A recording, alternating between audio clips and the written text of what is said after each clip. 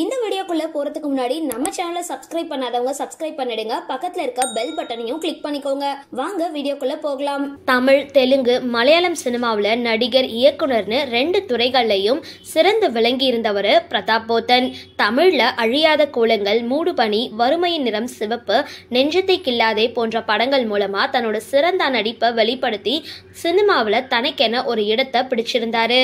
இவர் இறந்து 2 ஆண்டுகளுக்கு மேலே ஆகிட்ட நிலையில இவருடைய மகளான கேயா பேட்டி ஒன்றுல தன்னோட தந்தையை பற்றின அழகான நினைவுகளை பகிர்ந்திருக்காங்க. அந்த பேட்டியில பேசின கேயா, என்னோட அப்பா ஒரு சிறந்த இயக்குனர். அவர் இயக்குன மீண்டும் ஒரு காதல் கதை எனக்கு ரொம்பவே பிடிச்ச படம். அவர் நடிச்ச மலையாள படமான once upon a time there was a Kallan படம் அவர் நடிப்புல வெளியான ஒரு சிறந்த படம் அப்படின்னு சொல்லியிருக்காங்க. மேலும் இசை என் குடும்பத்துல ஒரு பகுதியா இருந்தது. நான் பாடகியாக இன்று இருக்கிறதுக்கு முக்கிய காரணம் என் அப்பா தான். அவர் உதவியால தான் நான் எல்லாத்தையும் கத்துக்கிட்டேன். அவர் ஒரு சிறந்த மனிதர் அப்படின்னு அந்த பேட்டியில கேயா சொல்லியிருக்காங்க.